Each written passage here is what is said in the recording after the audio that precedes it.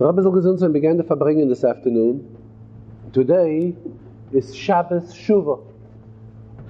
However, there are some that refer to it with the expression of Shabbos Shuva, and that others we hear referring to the same Shabbos with the expression of Shabbos Teshuvah.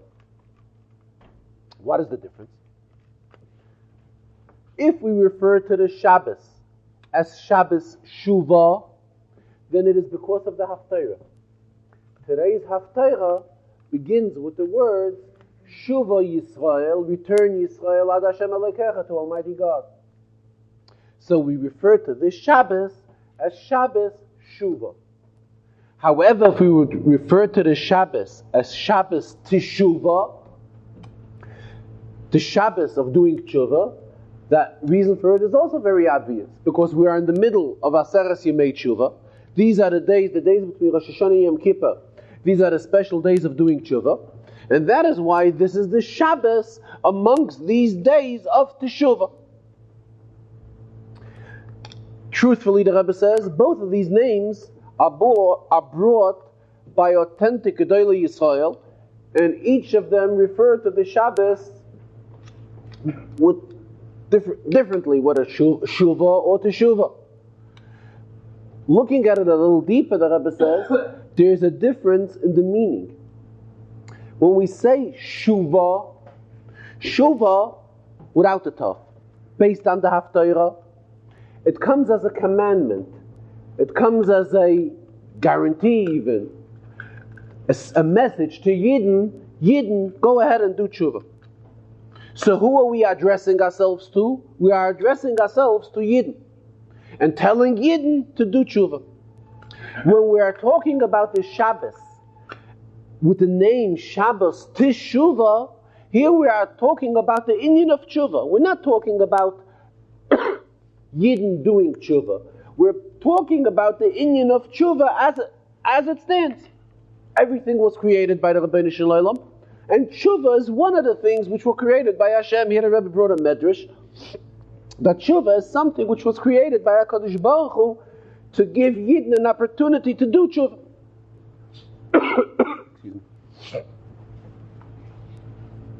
Now the question arises, which name expresses the day in a greater way? So here the Rebbe says again, we have a very obvious example. Bereshis. HaKadosh Baruch Hu created the world. He created the world. So Rashi right away tells us, whom did He create the world because of? He created the world because of Yidden and because of Torah. So it is always the reason something is created. If it's created because of somebody, the somebody is greater. So when we're talking about Teshuvah was created because of Yidden, so that Yidden should have an opportunity to do tshuva. When we're talking Shuva, it expresses the inyan in a higher madrege, because we're talking about Yidden for whom tshuva was created. We find it in Bereshis, the Rebbe says. We find it more obvious in Avos, this inyan. In Mishnah Avos, in fact, in last week's Perek, when we concluded Pirkei Avos, there's a Mishnah, the conclusion of Pirkei Avos, Kol ma shebara HaKadosh Baruch Hu ba'olamai, everything which HaKadosh Baruch Hu created in this world, lo baroi ela lechvoidei, was created only for His honor. Shenema kol anikra b'shmi lechvoidei, berasiv yitzartiv af asisev. So Chassidus stresses, berasiv, yitzartiv, and asisev corresponds to the three olamis of biyah, and the word af corresponds to olam ha'atzilus. We know there are 4 olamis, stressing that everything which was created by HaKadosh Baruch Hu was created only because of Yid. In Torah and mitzvahs, because of His honor. What do we mean by His honor?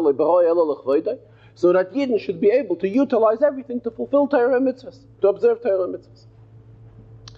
While mentioning the Mishnah and Avos, Rabbi here again mentioned something which he mentioned at several occasions, that last week we concluded saying Pirkei Avos. According to the Yesh Noihagin, which is quoted by the Alter Rebbe, that recite Pirkei Avos for the entire summer, not only between Pesach and Shavuos. The Rabbi added that it seems that the Rabbeim did recite Pirkei Avos not only between Pesach and Shavuos, but also for the entire summer, because there are many Mamorim from the Rabbeim in summer Shabbosim that begin with a beginning from a Mishnah in Avos, which corresponds to that Perek which was recited on that Shabbos, though it was after Shavuos. Opening of a Maimer is usually either with a pasuk in the Sedra, or with another opening which has a shaykhs to the date when the Maimer is said. So if it's with a Mishnah in Avos, and it's in summer weeks, so it's a Mishnah that has a shaykhs to that Shabbos. So again we see that they said Pirkei Avos in the summer weeks even after Shavuos. Getting back to our inyan,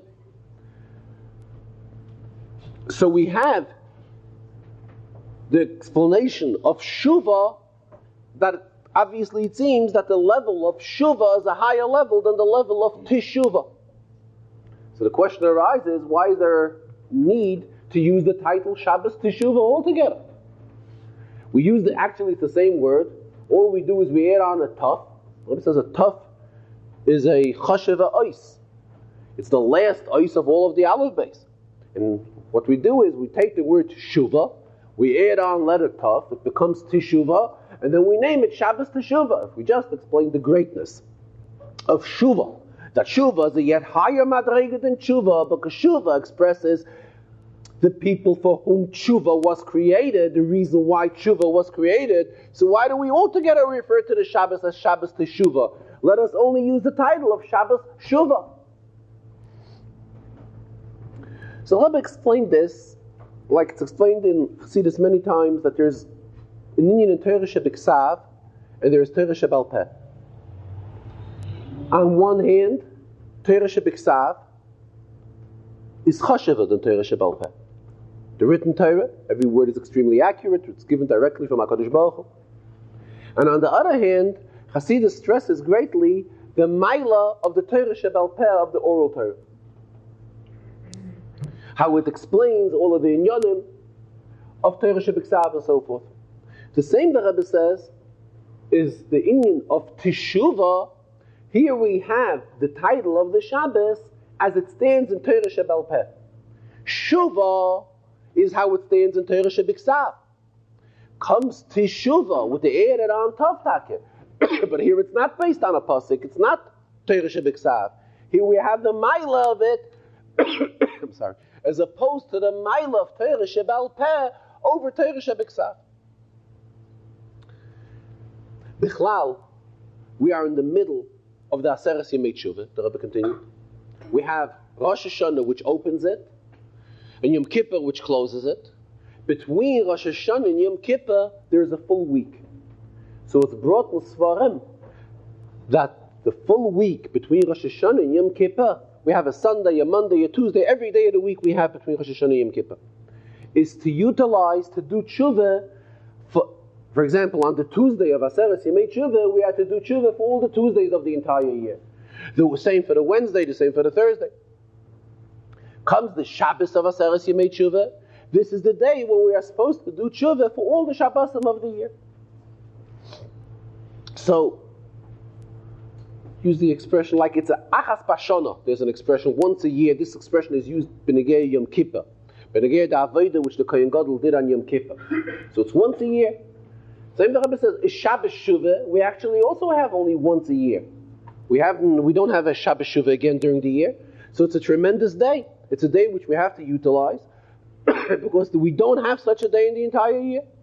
Just like again Yom Kippur, we don't have in the year again. We don't have Rosh Hashanah either. Bichlal, Shabbos has a very obvious shaychus to tshuva, because the same letters that compose the word Shabbos, Shin Beis Sof, the same letters compose the word Toshef, and especially based on what Alter Rebbe teaches us, that the letters, the name of something, this is its source of life. This is what Alter Rebbe explains in Shara Yichud Ve'emunah. Memele, the letters, which is the source of life of this day, is the day of Shabbos. We have the same letters as Shuva, Toshef. So this shows how close the concept of Tshuva is to Shabbos. Especially this Shabbos. The Shabbos Shuva. And the Shabbos which, as mentioned, we only have one such day in the year. We can imagine how important this day is, how this day has to be utilized. Especially this is the day when we do tshuva for all the Shabbosim of the entire year. So it's a real meaningful and significant day.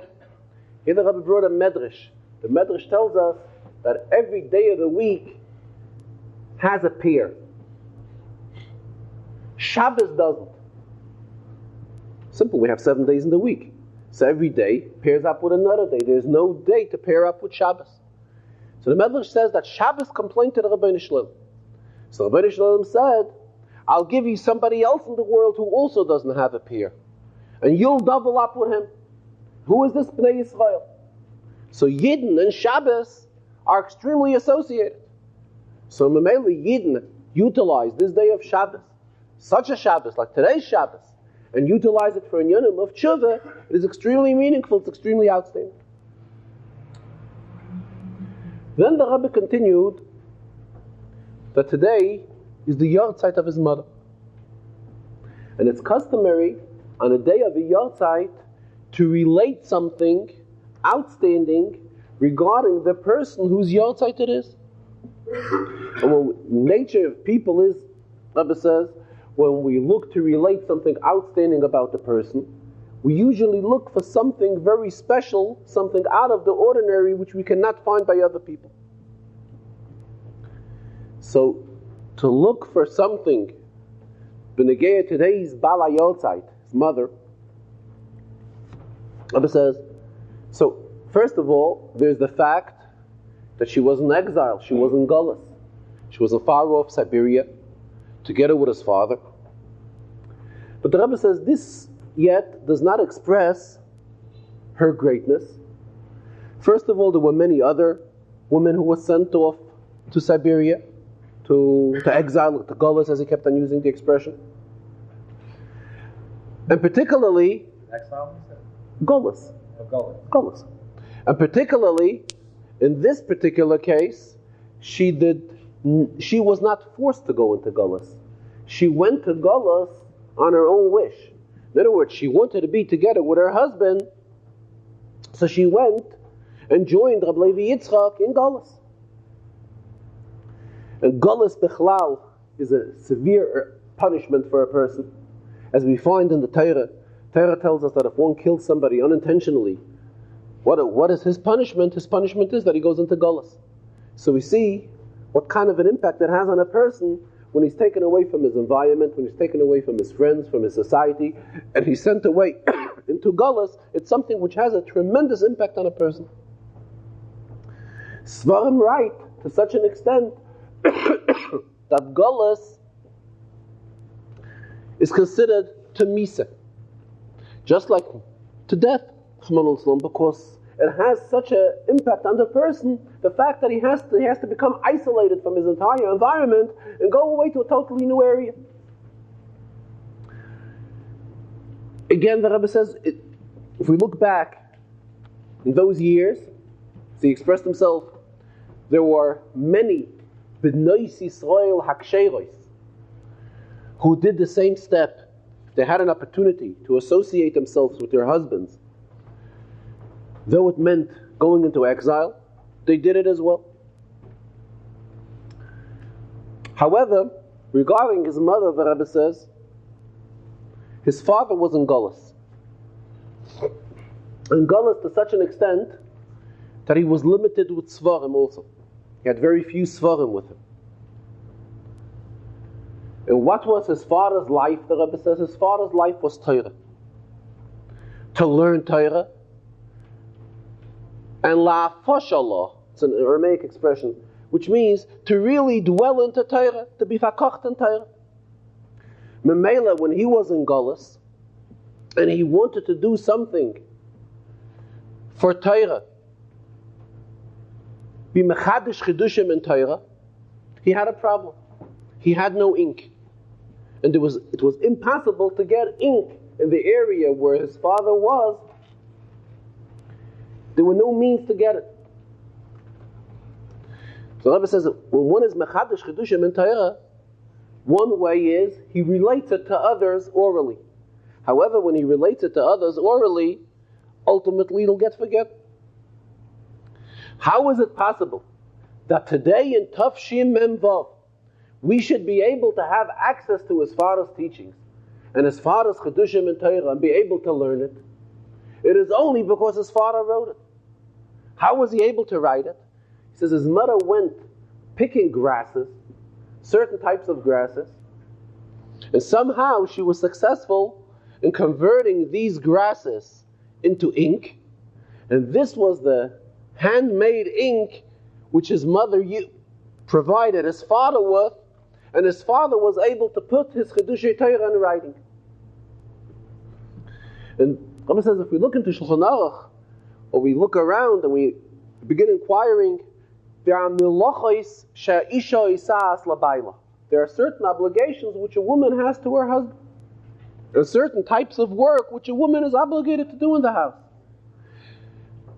There's her obligation min ha-Torah, there's her obligation min ha-Rabbanon. Then there is something which we can categorize as lifnim mishuras adin. What would lifnim mishuras adin mean? Something which al pi halacha we are not obligated. But if one wants to be machman upon herself, she will do various other tasks to fulfill the wish of her husband. Truthfully, the Rebbe says, the lefnim mishuras hadin also has its base, its origin in din. But din is not mechayev everybody to do that. So lefnim mishuras hadin tells us that if one wants to fir sich and be machmer upon himself, as the expression goes, just we're talking about Pirkei Avos. Pirkei Avos consists of milad de chasidusa, words of advices of Chasidus. In other words, things which al pi halacha we are not obligated to do, but if one wants to go beyond the call of duty, then he will fulfill these things as well. However, the Rebbe says nowhere do we find that there's an obligation for a woman to go ahead and provide her husband with ink and go out and manufacture, make herself ink at the time her husband can't get it. And this is what his mother did. And this is a tremendous inyan where she had an active part in something which is very meaningful in Afatas HaMayonis, because the Sfarim which his father wrote are Biyurim and Tanya and Biyurim and the Zoya, which is also Pnimiyus HaTorah. While talking about his father, the Rebbe mentioned that his father was involved in work of Afatas HaMayonis as a shliach of the Frierdiker Rebbe. But again, his father. But again, to be able to produce something in Afatas HaMayonis which should remain eternally, this was only thanks to his mother. Because otherwise there would be no way where he would be able to put his Chedushim in writing, and again repeated that we should have access to it today, and we should be able to learn it today and enjoy it today. And what we're learning actually is in Yonim this is also part of Afatas HaMayonis. This is in Yonim of explaining, in Yonim of Chasidus.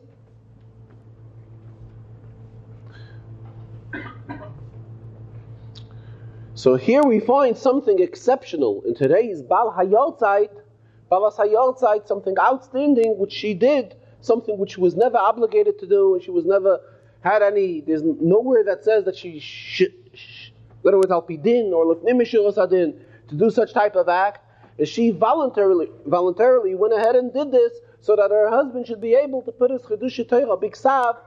He didn't even have the paper to write it on either. He had the Sfarim with him, and he wrote it on the Gilyonos of the Sfarim. He wrote it around the Sfarim, on the Zoya, and on the Tanya, which he had with him. So on the margins, on every page, that is where he wrote it. In fact, most Farbrengens, when the Rebbe learns the Likutei Levi Yitzchak in the Shabbos, the Farbrengens, the Rebbe always stresses that his father's writings are very brief. And things which he thought that we can come to a realization and understand ourselves, he didn't put into writing. Why did he write that brief? Simply, he didn't have where to express himself in a broader way. He wrote it all on the margins of the Svarim, so he tried to squeeze in as much as possible. He was tremendously limited. Neither did he have paper, neither did he have ink. And under such circumstances, he wrote a commentary on the Zohar and Ha'aras on the Tanya.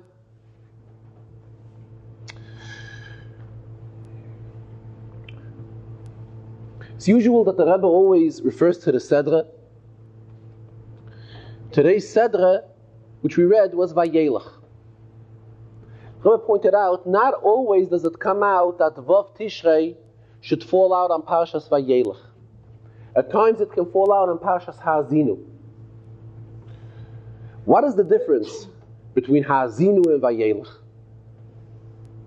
Vayelech, the Rebbe says, has a much stronger interpretation to the concept of tshuva as opposed to Ha'azinu. Why? Ha'azinu means to listen. Vayelech means to go, to move. When we want to hear an inyan in Torah, we can't walk around. Then we have to listen. Ha'azinu hashamayim v'sishma ha'aretz.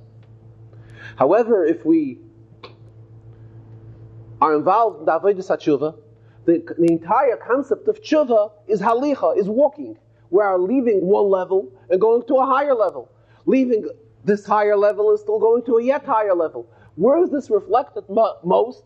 In the thought of Vayelech, to go, to keep on going. And the Rebbe said, when we're doing tshuva, not only are we going on a regular pace, it has to be on a fast pace. And where is this expressed most? In the word of Vayelech. I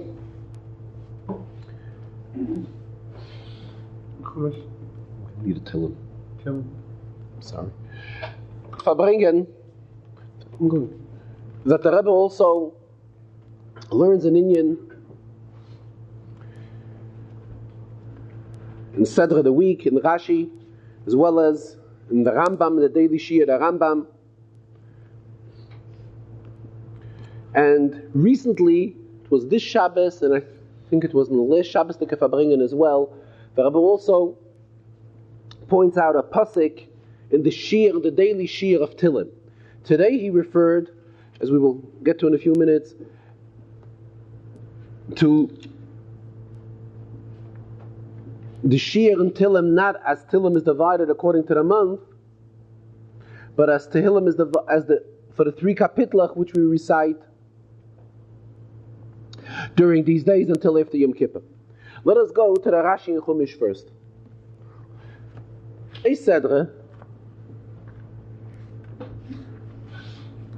There's an inyan which requires explanation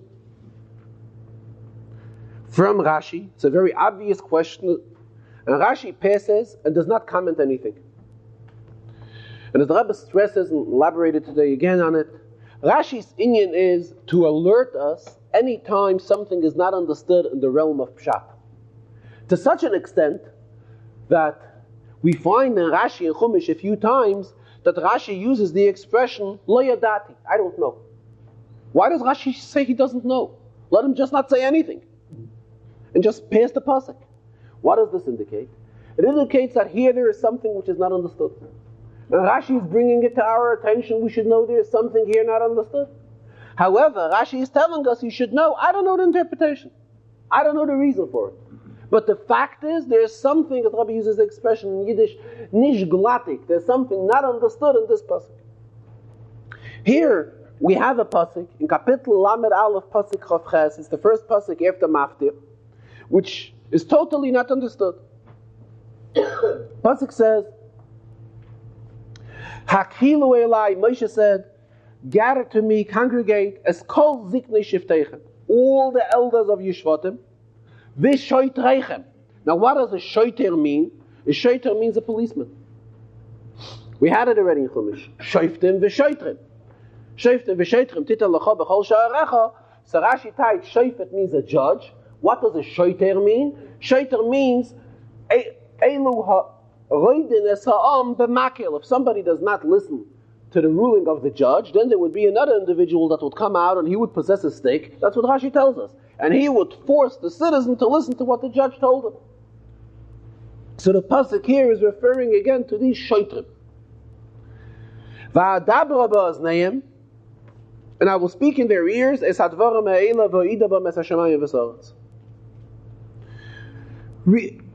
Here we are before Moshe Rabbeinu's passing away. Moshe is about to turn over leadership to Yeshua. It's mamish, his last hours with Yidden. And what is Moshe asking for? He's asking to congregate whom? Kol ziknei shifteichen, all the elders of the Shvatim. Which is the Rebbe teaches, what do we mean by all the elders of the Shvatim? We mean there was Sorei Asarois, Sorei Meois, Sorei Alofim. Anyone who had some sort of an appointment is considered Ziknei Shiftechem. Bring also Shoitreichem, bring also the police. And Moshe will talk to them. So the emes is, throughout Chumash we find many times that Moshe Rabbeinu, when he wanted to relate the message to Klal Yisrael, he would call the Zakenim, he would call the elders. Which elders? There were 70 elders amongst Klal Yisrael. We find in Rashi tells us in Chumash previously, that there was a Seder Torah, there was a way how Moshe Rabbeinu would relate Torah to Klal Yisrael. First, Moshe heard from the Rebbeinu Shalom, then he would learn it with Aaron, then he would call in Aaron's children. None of this is mentioned here. Here it's something strange. A type of congregation which we did not have the B'chol Torah Kula. We're now about to finish Chamisha Chumsha Torah. We haven't had such type of a congregation as we find here. Who's told to be called? Kol Ziknei Shiftechem, all the elders of Yishvatim, V'shoitreichem, and your officers, your police officers. And Moshe will tell them something. And Rashi tells us nothing. Other Mefarshei HaChumash do comment in Yonim here. Rashi, whose first and foremost Indian is to tell us, Pshuta, Shel Mikra, does not say anything. Question is what?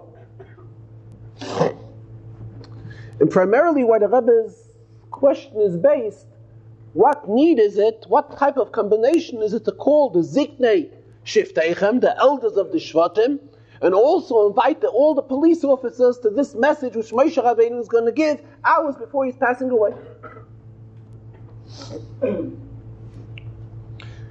Rebbe is explaining, let us look into the contents of the psukim, what's going on here. If we look back one pasuk before, Moshe Rabbeinu is talking to the Yidden, and he says, Ki anochi yadati ismericha v'sopecha hakosha.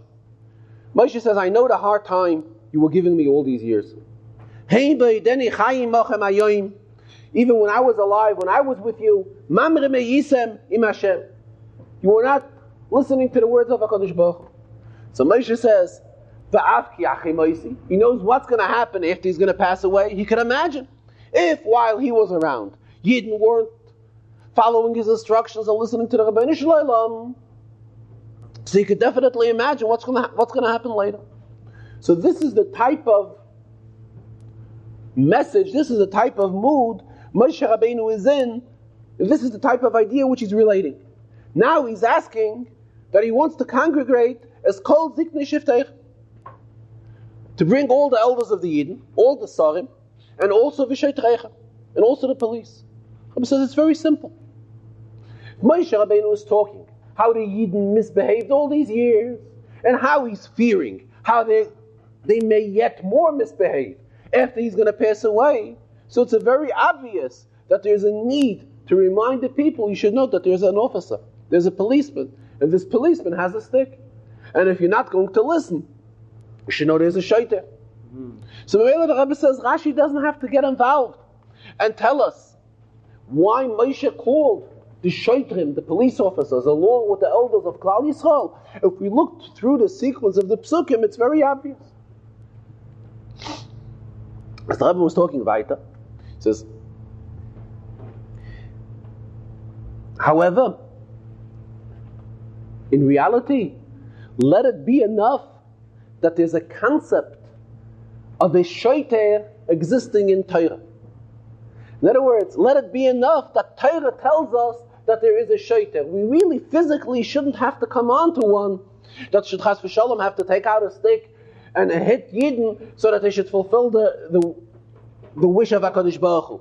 The mere fact that we know that there is someone like that in existence, that there's a shaiter in existence, this should be enough to remind Yidden that they have to listen and fulfill the request of HaKadosh Baruch Hu. And here the Rebbe tied this in to a completely different inyan. He says, we find by the Yidden in Mitzrayim that the Yidden left Mitzrayim. So, for the Mitzrayim, before they left Mitzrayim, there was the mark of fear, darkness. However, for the Yidden, it was lichtig. So the Chazal tell us that the Yidden had an opportunity to go into the houses of the Mitzrayim, and they would look around, and they saw whatever the Mitzrayim possessed, all the valuable things, all the precious things. Later, HaKadosh Baruch Hu told them, that they should leave Mitzrayim, HaKadosh Baruch Hu said, Vishala isha mishchenta migaras beisa, go into the Mitzrayim and lend from them their most precious things. So the question arises, why was there a need for the Yidden to go ahead and lend it? The Yidden were walking around the Mitzri's house. At a time it was pitch dark in every Mitzri's house. The Yidden have worked for such hard labor. 210 years they have serviced the Mitzrim. Well, they could have had the fullest right, obviously, to take anything and everything out of the Mitzri's closet, and it belonged to them, and it would compensate them for all the work they did for the Mitzrim. Why did it have to be in a format that they wouldn't do it until they were told from the Vayelech-Shuva? And the Rebbe should tell them that they should lend it from the Mitzrim. And then what turned out to be, the bottom line was, the Rebbe allowed us to keep it. They could have taken it from every Mitzri. Especially they knew where everything was. To such an extent that Chazal tell us that when HaKadosh Baruch Hu did give the Yidden the green light to go ahead and lend things from Mitzri, and if they asked the Mitzri for a specific expensive thing, and the Mitzri would deny and would say he doesn't have such a thing, the Yid would be able to tell him, how can you tell me that? I know you have it and I even know where it is in your house. Because when it was the Makas Chayshech, the Yidden had an opportunity to see where all these things are. So on one hand, the Yidden had full access to everything which belonged to the Mitzri. If they had full access to everything, why didn't they take it? Because Al Pi Torah, there's no such thing like taking myself. One has there's no taking. Without permission, there's no taking. You could think it's yours, and you may make all types of calculations that these things belong to you, and that you really deserved it, and that you really earned it, and that you worked for it, as the typical case was when the Yidden were in Mitzrayim. However, Al Pi Torah, there's no such thing. There's nobody that has permission to take himself. No taking. Something is yours, you are told it's yours. If it's paskin that it's yours, then you could take. Otherwise you can't. Otherwise your hands have to be off it, you can't take it.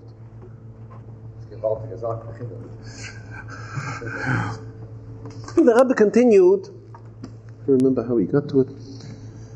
In other words, we have to fear the fact that we know that there's a shaiter in existence. This in itself is enough. In other words, what do we mean by a shaiter? In other words, the Torah tells us not to do it.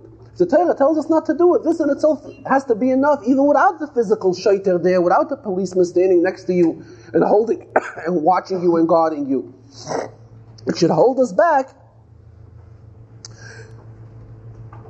from doing the wrong things or taking something which we have no shaykhs to.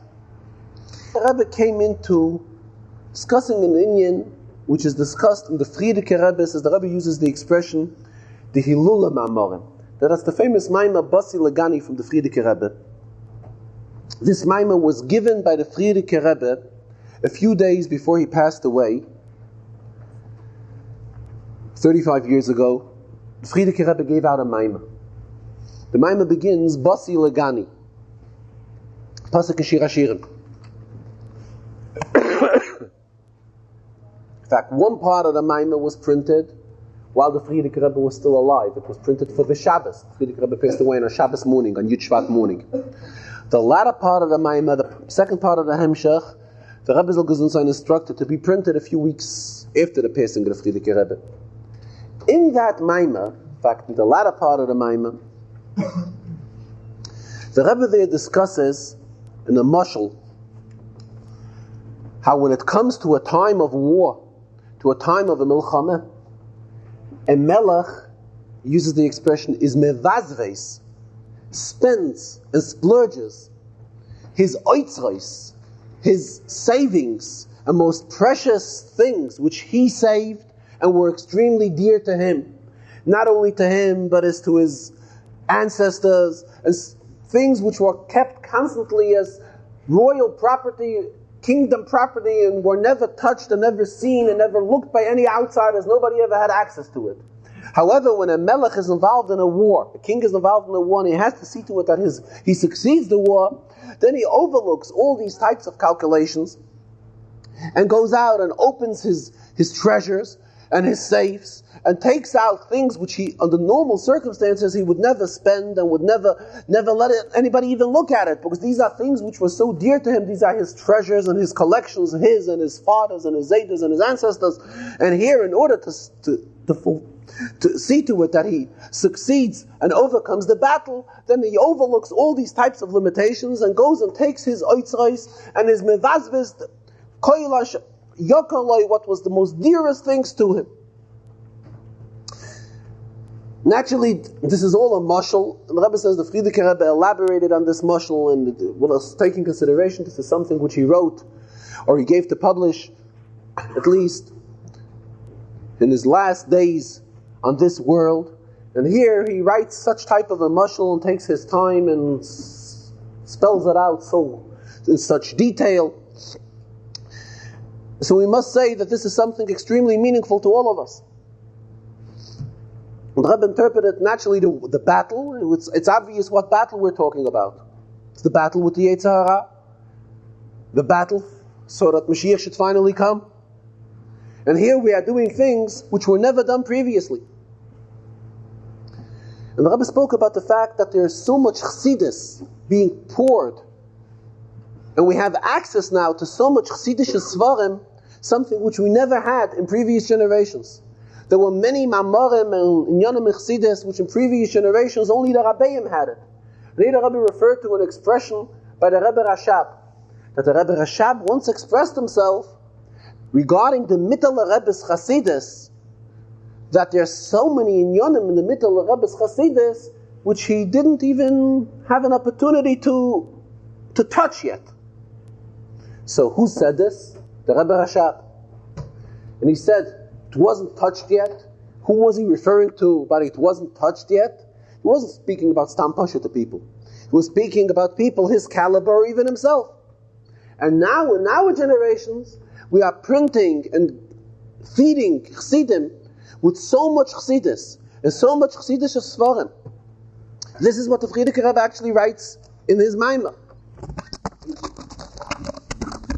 Opinion of Pnimiyus HaTorah, which all these Mamarim and Amshechem, these are something which were not revealed until nowadays, and Chassidim didn't even have access to it. And now all of this is put into print, and everybody has access to it. Why all that more and more Yidden should have a shaykhs and should learn another Inyan Chassidus and another Inyan Chassidus, something which generations ago this wasn't even around. Here the Rebbe spoke on the other end. The Rebbe stresses there in the Maimah, who are all these treasures open to? Who is given access to all these treasures? It's the simple soldiers. It's opened for the most simple soldiers. In the spiritual sense again, the simple people who do not ask if Arbos, when they hear something in instruction, this was the wish of the Frierdiker Rebbe. They don't begin thinking, why did he want this? Or why did he say so? With a Farvos. And what was his reason? There's no Farvos. If we hear that this was the instruction, this is the will of the Rebbe, and this is what he wanted, should be done, then we do it immediately. This is how a soldier acts. Doesn't think twice, doesn't have any thoughts in his mind, doesn't have any second thoughts, should he do it or shouldn't he do it, but he immediately goes into the battle and does it. And this is what the Frierdiker Rebbe writes in his last Maimah. This is what he's demanding us to do. And he's telling us that Oitzchos Yoko, most dearest treasures, are being opened for these soldiers, spiritual Chayolim, who are involved in this Milchama, in the battle, and are helping in the battle with Hafatzas HaMayones, with reaching out to more Yidden, to Chassidus and Yiddishkeit, and bringing closer more Yidden to Yiddishkeit and to Chassidus. This is the battle. And this is the wish of the Rabbeim, and this is what we are instructed to do now. Here the Rebbe came to the Shir in Tehillim today. In Tehillim we find, Pasuk says, Vayiten lehem artzos goyim, it was given to them, the lands of the goyim, va'amal le'umim yeroshu, ba'avu yishmeru chukah v'seroisav yintzayru. Ba'avu yishmeru chukah v'seroisav yintzayru. In order that Yidden should fulfill the wish of HaKadosh Baruch Hu, they were given the lands of the goyim. Rebbe says, use the expression, we have our own troubles. Was felt us, why are we lacking to be given outside goyim? And what are we told? That we are getting Arzois Goyim as a reward, Ba'avu Yishmeru Chuka V'Saraisov, in order that we should fulfill the wish of HaKadosh Baruch Hu. That is why we are given Arzois Goyim. Who needs Arzois Goyim? This is the expression Vayiten Lahem Arzois Goyim. In fact, the Rebbe stressed that it seems that the Vayiten Lahem Arzois Goyim is something that's given now, and this will lead to Ba'avu Yishmeru Chuka V'Saraisov. In order that we should fulfill the wish of HaKadosh Baruch Hu, that is why it's Vayiten Lahem Arzois Goyim.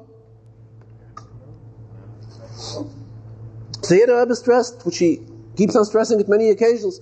Here we are reminded of our importance to see to it that Goyim act in accordance to the Sheva Mitzvahs Bnei Noach, and that's also part of our tafkid, part of our job, to see to it. Vayiten Lahem Arzois Goyim, we are given the lands of the Goyim. What's the pshat? We have a responsibility, as the Rambam writes, to see to it that Goyim fulfill their 7 mitzvahs. We have an opportunity to reach out to them and see to it and influence that a Goy should fulfill the Sheva Mitzvahs Bnei Noach. It is our obligation to do so. And this is another step in the Ba'avu Yishmeru Chukav. In other words, Yidden are given this tafkid. This is part of the tafkid, part of the task which is given to a Yid, so that we shall to fulfill the wish of HaKadosh Baruch Hu, to see to it that Goyim also fulfill the Zayin Mitzvahs Bnei Noach. Now, regarding the daily Shir on the Rambam, it is in Hilchas Psulei HaMikdashim, and today's Shir involves an inyan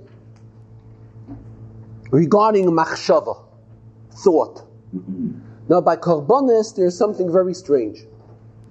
By Karbonis, there is a halacha. Listen to the Rambam. Shalosh machshavas hein shepoislen es hakolb. There are 3 thoughts which can pastel a kolb. Ve'eluhein. And these are they. Machshavas shinui Hashem, machshavas hamokoim, or machshavas hazman. And the Rambam goes on to explain. If the kohen, when he brings one's kolb, thinks, he does not say it, he just thinks that this kolb is not being shecht lishma, or he thinks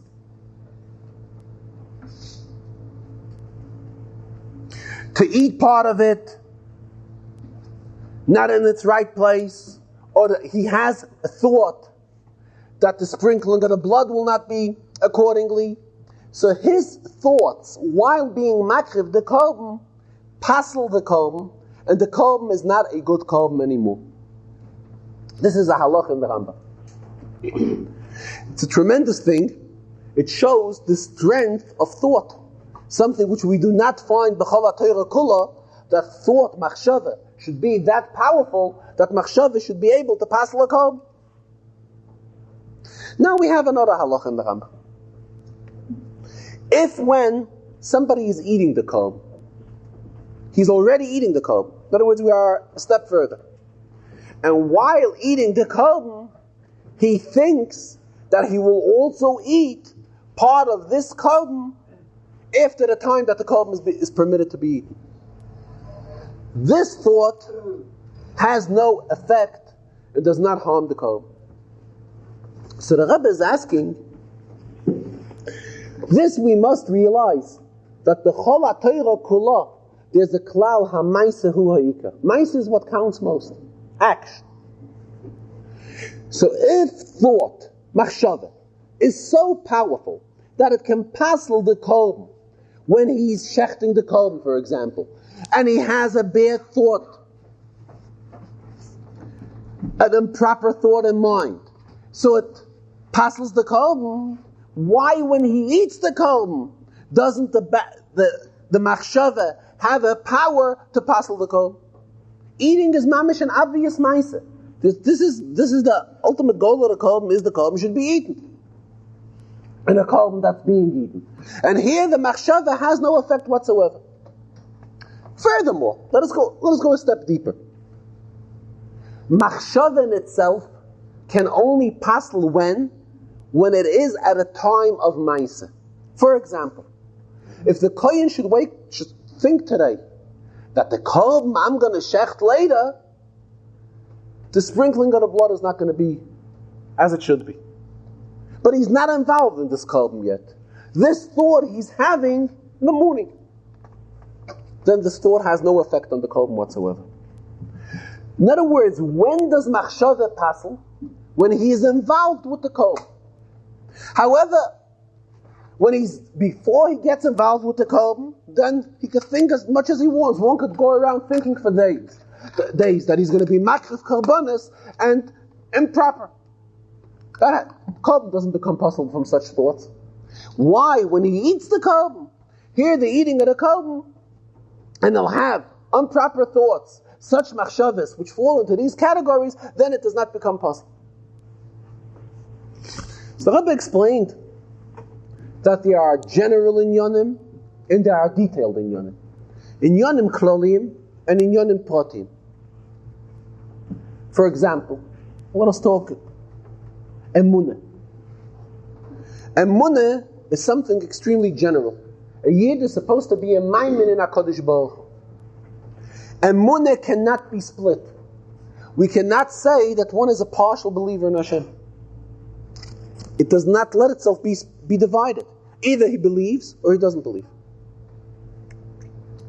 However, as far as fulfilling Torah mitzvahs, there are some Yidden that certain inyanim they are mekayim, and certain inyanim they are as yet not mekayim. When it comes to karbanis, Rabbi says there are general things in the kolb. Shchita is a general thing in the kolb. Now, true that the process of shchita is such that it involves only a certain part of the behemoth. Shchita is that most of the two simonim have to be cut with the chalaf, and this is the process of shchita. We do not have to touch any other parts of the behemoth. However, this is shchita. This is something general in the behemoth.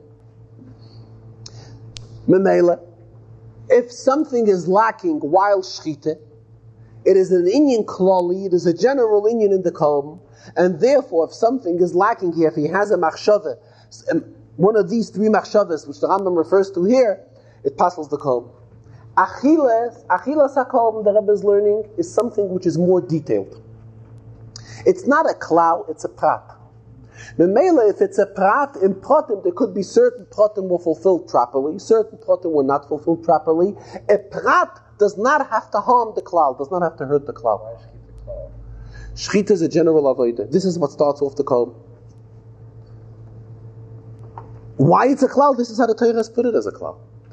That is what, you see, after we have these halachas, we get a picture, where does machshava harm? Machshava harms in an inyan klali. Machshava does not harm in an inyan prati. An inyan prati, like we just learned in the marshal, in mitzvahs. In mitzvahs, there are some yidden that are lacking certain mitzvahs. Does that mean that the other mitzvahs that they are fulfilling, they are not fulfilling properly? They're definitely fulfilling them properly. Elamai, and at this point, he's still lacking the observance of other mitzvahs. This does not take away from the mitzvahs which he's fulfilling properly. However, if we would look at in emunah, it is not that way. Emunah, we cannot say that today he's a maimin, tomorrow he's not a maimin, or his emunah is a partial emunah. This cannot be accepted. Emunah has to be something which it has to be complete in its completeness. Otherwise, he's not a maimin. Otherwise, he does not believe in HaKadosh Baruch Hu. The same the Rebbe is learning here too. A general inyan, that is where machshava harms. A detailed inyan, machshava does not harm. Talking about this inyan of the strength of machshava, the Rebbe also referred to Bechlald's expression that machshava toiva HaKadosh Baruch Hu mitzarfa lamaisa. A good thought, HaKadosh Baruch Hu considers it like an act, like a good act. Rabbi referred here to the custom, which is customary in Farbrengens, to give mashke for certain inyanim, certain events which will take place after Shabbos. This, the Rebbe says, this is the machshava toiva, this is the good thought from the Farbrengen participating in the deed, in the ma'aser which will take place after Shabbos. The Rebbe says participation which comes from such a place, which is the area where the Friedrich Rebbe, this is the place where the Frierdiker Rebbe lived for his 10 years, last 10 years, and davened and learned here. And it's coming from a Beis HaMedrash and a Beis HaKnesses, which is a Mokim Shemegadlim by Torah, and a Mokim Shemegadlim by Tefillah. And here mashke is given for an occasion. And when mashke is given, it is distributed amongst people here to Farbrengen too. So it brings simcha to those who get the mashke and say l'chaim, which is also an inyan. So it's a participation with a feeling of simcha in a good deed which will be taking place after Shabbos. The Rebbe mentions that whenever he gives mashke during a Farbrengen that should be distributed at a certain event, he also always asks that part of it be distributed at the Farbrengen. That's because of Shabbos. Otherwise it comes out that we're doing on Shabbos, we're preparing on Shabbos something for a vachadika occasion. He's giving a bottle of mashke for a vachadika occasion. However, if part of it is being distributed here at the Farbrengen, so part of it is going away on Shabbos. This is permissible al pi halacha. So here again, the Rebbe gave mashke for a dinner for Koil Chabad, which will be taking place tomorrow, as well as a Siyam Harambam, which will be taking place in Eretz Yisrael. Later in the Farbrengen, towards the end, the Rebbe began talking about Mashiach. The Rebbe spoke at a louder voice. He says, there's an expression in Gemara. Gemara uses the expression Kvar kolu kol hakitzim. A kates is a date for the coming of Mashiach. The Gemara tells us all these dates have already passed. Now the Gemara tells us this. And where is this mentioned? In such a Gemara where other inyanim of halacha are quoted in the same Gemara. Medrash tells us, the Rebbe continues, Magi devarav liYakov, chukav v'mishpatav liYisrael, that the Rebishter, whatever he tells Yidden to do, he himself listens to the same. So that means that the Rebishter fulfills the Torah. So if in Torah it is written, in Gemara it is written, that Kvar Kolu, Kol HaKitzin, all the dates for the coming of Mashiach have already passed, so why doesn't the Rebbeinu Shalom pay attention to what his Gemara says? Why doesn't he fulfill what is brought in the Gemara, which this Gemara Pascha's other halachas are taken from this Gemara? So as well, this is also a halacha. So it's already the furthest point that the Rebbeinu Shalom should send Mashiach, take us all out of Golas. It's already Kolu Kol HaKitzin Ad Masai. How much longer? It's already the highest time that the Rebbe should listen to what he himself says in the Gemara. And what he himself has told us, that he listens to whatever it is written in Torah. So if he listens to all the things that are written in Torah, let him listen to this one too, and send us Mashiach, and take us all out of Golas. I don't know if it was here or later, the Rebbe used the expression, even though when Mashiach will come, it's brought in Chazal that Mashiach is going to be teaching all of us Torah. However, all Chassidim will still be associated with their Rebbes. He was talking about the Frierdiker Rebbe, talking about the Maimah which the Frierdiker Rebbe wrote, which we just spoke about, the Maimah Hilula. Rebbe says, even when Mashiach will come, and Mashiach will be teaching everyone Torah. So it is written, Mashiach will be teaching everyone limik tanom va'ad g'daylam, from small to big. So again, there will be those who are in the category of chayt ve'yetzecha v'sheyev memecha. This is how the structure of Klal Yisrael goes. And there are those who are in the structure of Rasheichem Shiftechem, the leaders of Klal Yisrael. So the Rabbeim are going to be with us when Mashiach will come, and we will have our Shaykhs with the Rabbeim. And let the Rebbeinu Shalom send Mashiach already. It's the fullest. We have suffered enough in Golas. Ad Masai, how much longer? And Kvar Kolu Kol HaKitzin, let Mashiach come and take us all out of Golas and give us a Shana Tova, Mesukah Naksiva, V'chsima Tova, Gut Yoch.